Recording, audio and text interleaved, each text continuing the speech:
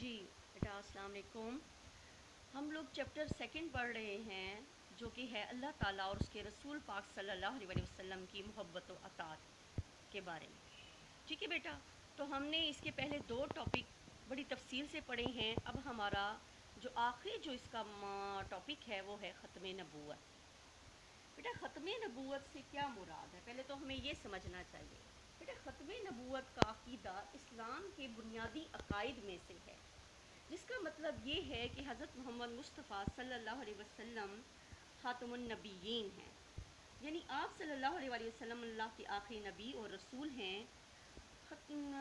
نبوت جو ہے حضور پاک صلی اللہ علیہ وسلم کی ذات پر ختم کر دی گئی، اور اب آپ صلی اللہ علیہ وسلم کے بعد کوئی نبی یا رسول آنے والا نہیں ہے۔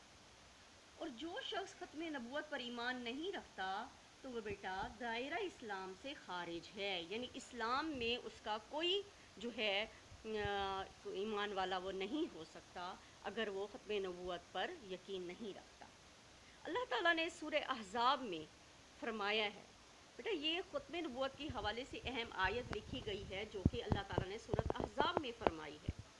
بسم اللہ الرحمن الرحیم، ما کان محمد آبا احد من رجالکم ولکن رسول اللہ وخاتم النبیین، یعنی محمد صلی اللہ علیہ وسلم تم میں سے کسی مرد کے باپ نہیں، آپ صلی اللہ علیہ وسلم تو اللہ کے رسول اور انبیاء کے خاتم ہیں۔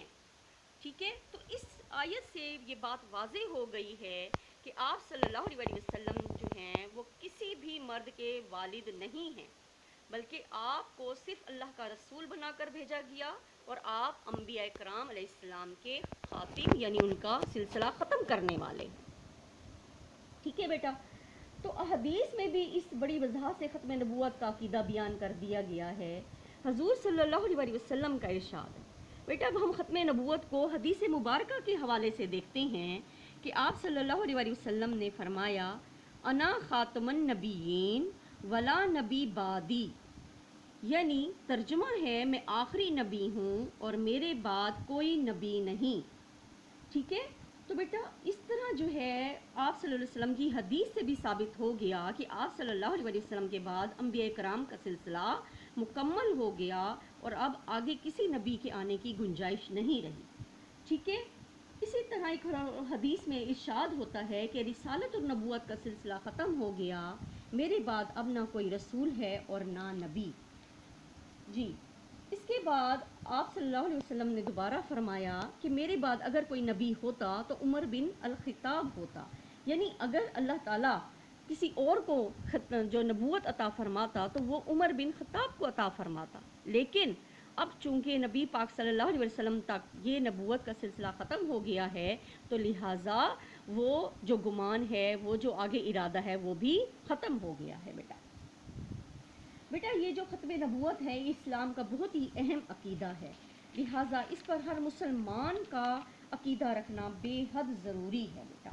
ٹھیک ہے، آپ صلی اللہ علیہ وسلم نے اس کی ایک اور طریقے سے بھی ہمیں یہ بات سمجھائی ہے ایک اور حدیث کے ذریعے کہ اگر یوں سمجھیں کہ اگر کسی شخص نے ایک عمارت بنائی ہے اور اس میں ایک اینٹ کی جگہ چھوڑ دی ہے تو لوگ اگر اس عمارت کو دیکھتے ہیں اور اس پر بیان کرتے ہیں کہ اس اینٹ کی جگہ کیوں چھوڑ دی گئی، تو وہ آپ صلی اللہ علیہ وسلم نے فرمایا ہے کہ وہ اینٹ میں ہوں، میرے بعد اس عمارت کو مکمل کر دیا گیا کہ اب اس عمارت میں مزید کسی اور کی گنجائش نہیں ہے، تو میں خاتم النبیین ہوں۔